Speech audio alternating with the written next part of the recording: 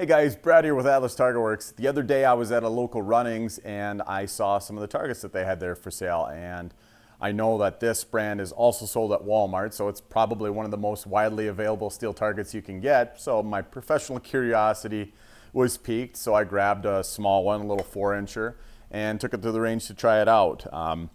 The first thing that I noticed was quite mind-boggling when I took it out of the package was how they designed the holes. Now, I like to use square holes that accommodate a 1/2-inch carriage bolt. It's just nice that you can tighten up the back with one wrench or one impact driver. Don't have to have a head on the front of the target that's getting chewed up and making it more difficult to tighten your targets up if you have to mount them with a bolt or whatnot.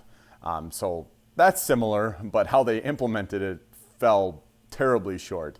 If there was one rule in making steel targets, it is that you don't have any sharp corners. Sharp corners cause stress concentrations, which when you start shooting thousands of rounds at these targets is going to cause a crack there.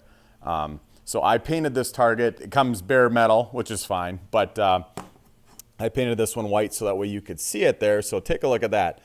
These corners are both these square holes are both extremely sharp cornered. The radius the outside, but when it came to those all important inside holes, they're just completely straight. The cut quality doesn't look all that great on them either, but the biggest thing there is that they're just straight. In contrast, you can see my target here. Those are how I do my square holes. They're nice and radiused on the outside corners so that way you don't get stress buildup and you don't get cracking there. So that's the biggest thing. I was really surprised by that. So, but I suppose the company that makes these makes a ton of other things. They don't make targets as their forte. It's just one in a lineup of a million things that are made. So,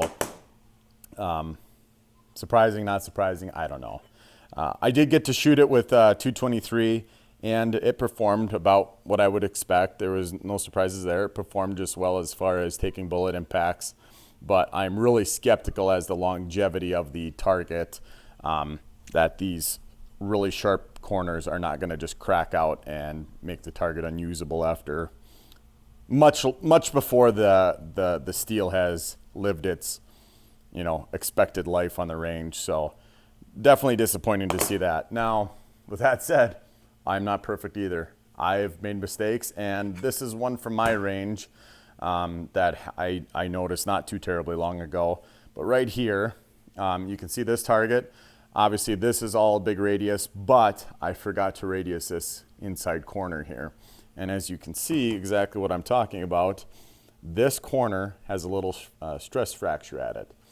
Now, this target still has a lot of life left in it, but that crack may potentially run out and cause the target to be decommissioned prematurely. Let's put it that way.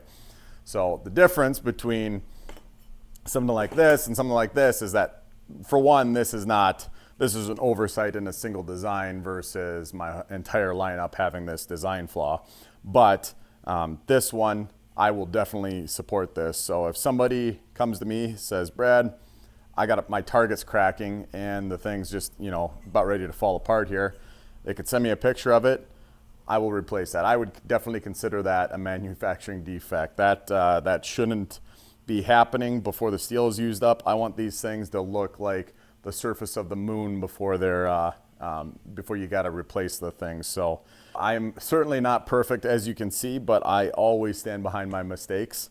So if you've got an issue like this in one of the targets, absolutely, just let me know. Typically how I do it is just have you text me a picture of it, and then I get your replacement sent out. So I definitely appreciate you guys doing business with me, all those who have bought targets from me.